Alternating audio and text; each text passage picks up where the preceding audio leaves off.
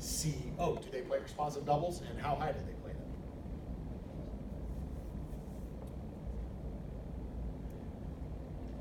Any questions on that? Clear as mud, all right. Well, with that gadget mastered, let's spend the last 15 minutes or so talking about the Maximal double, which Joanne claims to have used recently, but I was not there. Casual game. You know what they say these days in this social media area? Pics or it didn't happen.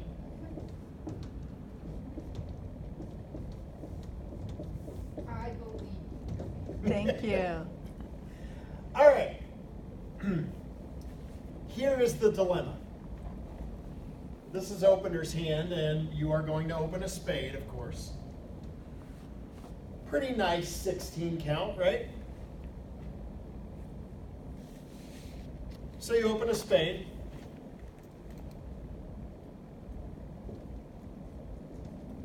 And we get a 2-heart overcall on your left. Partner gives you a raise to 2 spades. And now the advancer bids 3 hearts.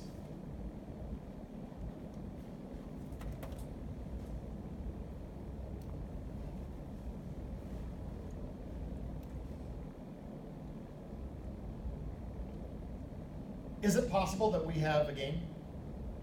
Yes. I mean, we wouldn't need a whole lot from partner, right?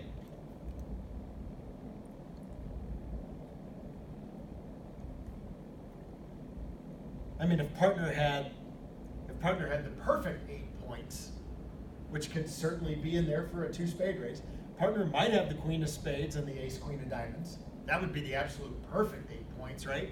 And we say, how about that? We lose a heart and 2 clubs. 4 spades, throw it against the wall.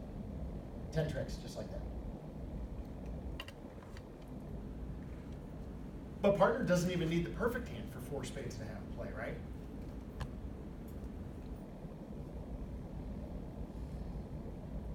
Partner had the queen of diamonds, but not the ace. Yeah, maybe they have another card somewhere that's useful. Ace of clubs, king of clubs with the ace on side with the overcaller. I mean, we can construct all sorts of 6, 7, 8 point hands where 4 spades would have good play.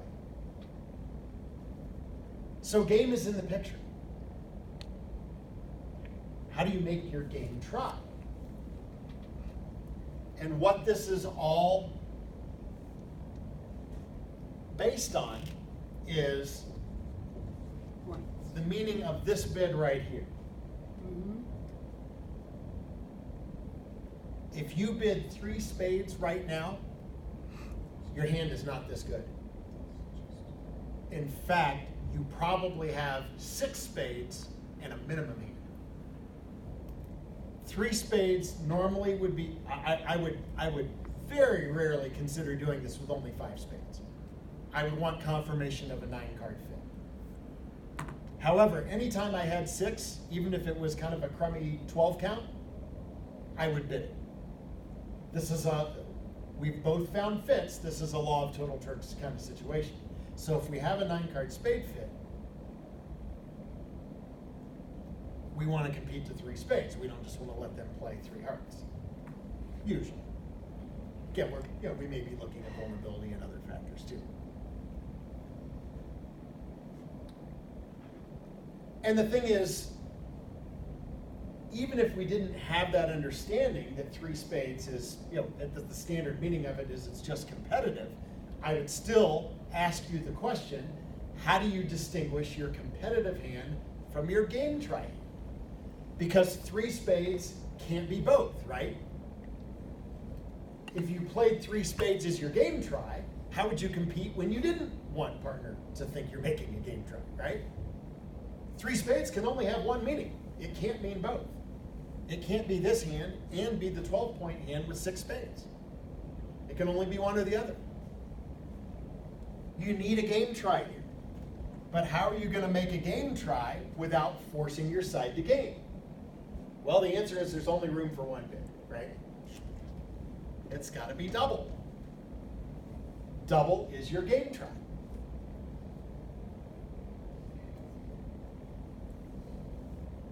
So we would define our maximal double as a double that is used as a game try only on the auctions typically where we don't have room to do anything else.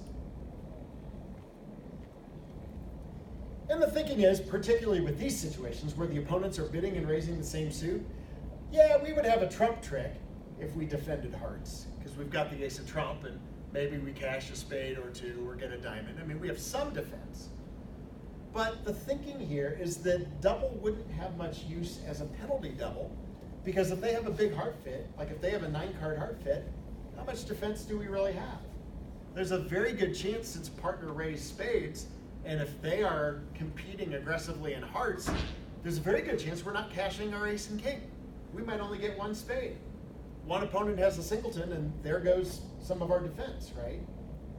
And so the thinking is, even if 3 hearts is going set, we shouldn't be all that excited about wanting to defend that contract. And so double doesn't have much utility as a penalty double, and is better used to say, hey partner, I want to make a game try.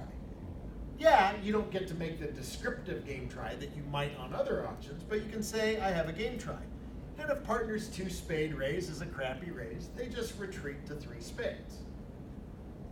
But if partner is at the upper end, you know, decent 8 or 9 points over there, they should probably jump to 4. That's how they would accept the game try.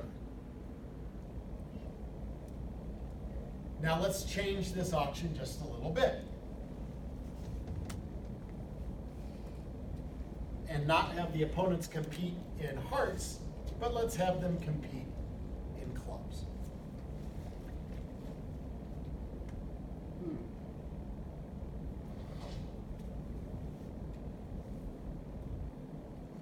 Your opening is just the same.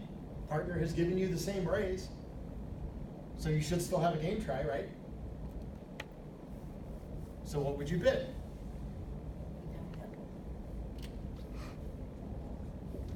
Now in theory, if we play maximal doubles, in theory, double on this auction would suggest some interest in penalizing. Which you don't have with this hand because you just have 2 little clubs, right?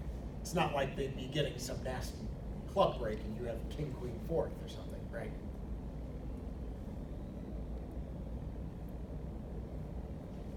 But you have room here, right? And in fact, you have room to make the game try that you probably wanted to make all along, is show a second suit where you have some stuff. Now I would take it on, even if you normally play, say, help suit game tries, on this auction I would play 3 diamonds as really pretty natural. Because of the interference, I don't think your help suit is on here. But if partner had help and diamonds, that would be a reason to go on the game, right? So it would function a lot like a help suit try. But 3 diamonds is the most descriptive game try, and you have room to make it, right? So the key to that maximal double is it's generally reserved for the auctions where we don't have another game try available. And when the opponents were bidding and raising hearts, and there were no bids between 3 hearts and 3 spades, we were forced to use double. But you're not forced to use double to make your game try here because you have a better bid available.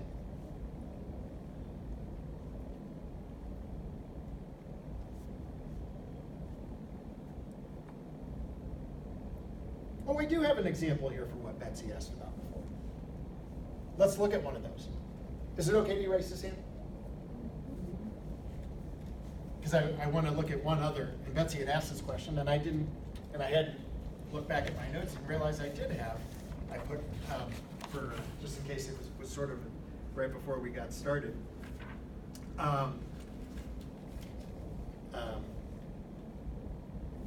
So here was the opener who made the maximal double, and the question that Betsy had asked was, what about a maximal double by responder? And it could actually even be used as a game try by the side that overcalls, too. So how about an auction like this?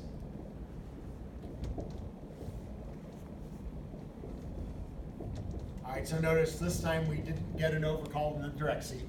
Started a club past a spade, and now 2 hearts came in from the advancer. Okay, so you raise to 2 spades, and because you also play support doubles, we know this promises 4-card support, right? Partner's only guaranteed 4 spades, but could have more. All right, and now this person who didn't have anything to say before perks up because their partner has overcalled hearts and they have heart support.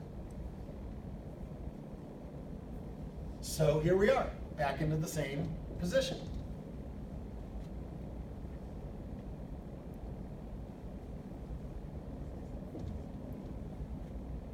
Would that be a game try? Nope. That specifically says, in fact, here you probably have a 9-card fit. So responder probably has 5 spades, but has less than invitational values. Partner probably has like 8 or 9 points and 5 spades. That's what 3 spades should look like. If your hand's better than that, give you a good 10 or 11, where you're like, okay, well, if partner has a maximum minimum opening, because we know it's minimum, right? Since they didn't jump raise your spades. All right, well, if partner has 14, I think we should be in 4 spades. If partner opened on 12, we should probably stop at 3, because we're probably about a queen short of making a game. So what's our game try? Double, this time by responder.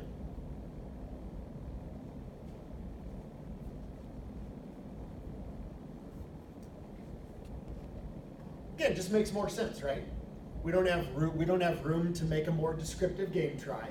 We probably, even if we have most of the high card points, and we know that we have the balance of power, because they have this big heart fit, we're probably not that interested in defending, so we don't really want the double to be penalty. We want it to be a game try.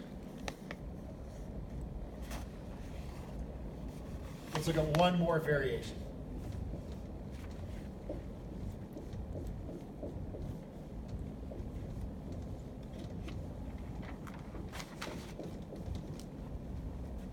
And, always keep in mind also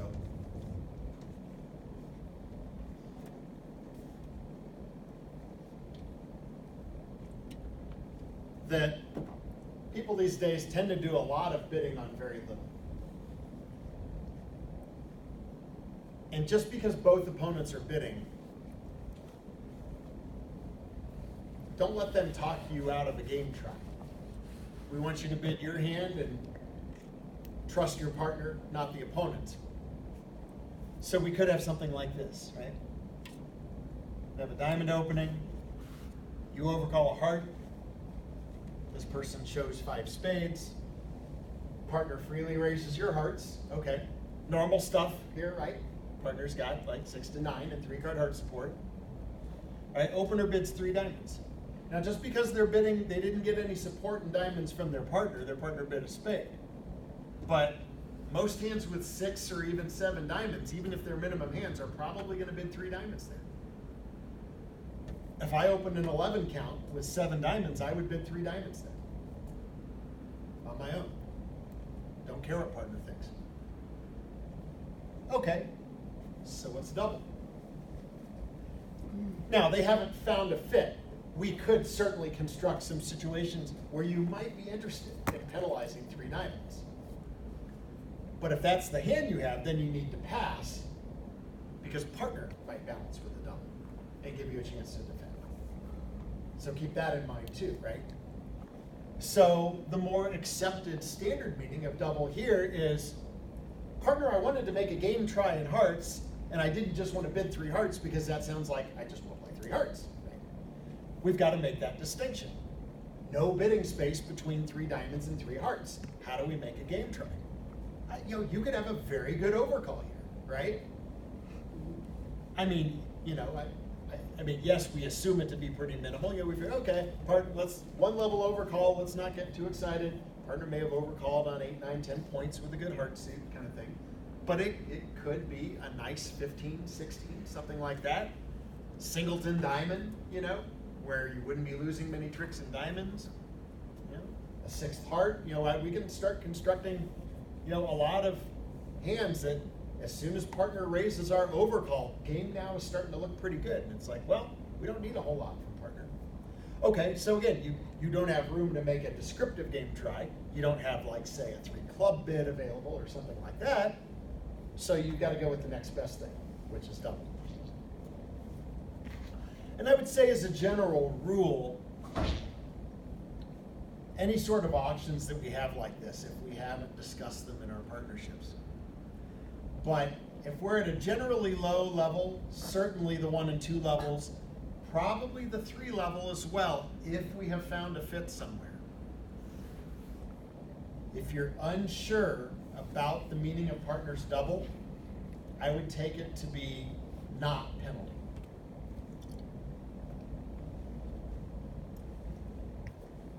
Because remember, anytime we have found a fit,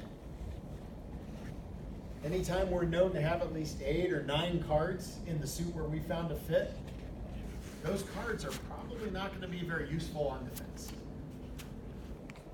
So when we have big fits like that, we strive to play the hand, not defend as much as possible. So, you know, and I mention that just because, you know, I mean, you're bound, I mean, in spite of everything we've done in the last 4 weeks, I mean, we just can't, I mean, there are so many possible auctions. We can't deal with everything. We haven't talked about every kind of double. And, you know, you're bound to come up, you know, run into some situations. Denise and I ran into one recently at House of Cards, an undiscussed situation where I had a penalty double. But until this came up, never could have predicted it. And so all of a sudden, partner had a problem because I made a double that I thought was clearly penalty, but now she's not sure if it's safe to leave it in. Turned out this one was penalty and the opponents would have been in big trouble. So I definitely am sympathetic toward if you're unsure pulling the double, because we hate to let double part scores make, that's never any fun. But the one thing that is on your sheet that we didn't talk about is the Snapdragon double, which I think is really useful. And even though we're not talking about it today, it's fairly self-explanatory, and it also brings in, for those of you who were at the lecture at the regional, the Snapdragon double is kind of nice because it brings in the tolerance principle as well, because that is part of what makes a Snapdragon double. But you know, if you get a moment, you're looking at the handout, you might want to check out what it is. It's really it's a nice gadget. I think it's pretty intuitive, really, at least the main part of it. But the Snapdragon double is going to come up for you on hands where 3 suits have been bid and you have the 4th suit. And you want to show it, but maybe your hand's not good enough to freely bid the suit. Like especially if you would have to do so at the 2 level. So just a little food for thought on that one. Certainly, if you have any questions about any of the doubles we talked about today, or the Snapdragon, since it's on your handout, feel free to ask me, shoot me an email. Could you set out a page of just when something is for penalty as opposed to takeout? So, you know, it's funny. I actually had that with me last week, and I don't think I have it this time. And some of you may have gotten it. I did, when was this? I did one of the Saturday morning workshops I did at House of Cards sometime within the past year. I call the class Take Out or Eat It Here. And it's all about trying to distinguish which doubles are takeout and which doubles are penalty. So I do have a handout, and if you don't have it, I can send it to you. Does it have examples? So, it's more. I don't think it doesn't have hand examples, but it has criteria. Right. So it has, this is how these are situations when the double is takeout. These are situations when the double is penalty. And and things that we've mentioned in here too. I mean, it is still true that even though we have some doubles that are specifically penalty, even a couple of them even at lower levels, it is still true that the vast majority of penalties when the biddings at the 1 or 2 or even 3 level take place because a double got converted, not because the double was I intended see. as penalty. Okay. So that part is still true. And then, we have some other situations where, like, we bid hearts, they bid spades. We bid hearts, they bid spades. And then all of a sudden, they've now bid 4 spades or 5 spades even or something like that. And we're like, well, we weren't going to slam. They have outbid us, and now we double. And that's easy to recognize, right? They're sacrificing. They think we're making 4 hearts, or they think we're making 5 hearts, and they have outbid us, and we're done. We're not going to bid a slam. So now we're going to double. So that's, oh, you have it. Yes, that is the one. Yes. Does that look familiar? I can send it to you.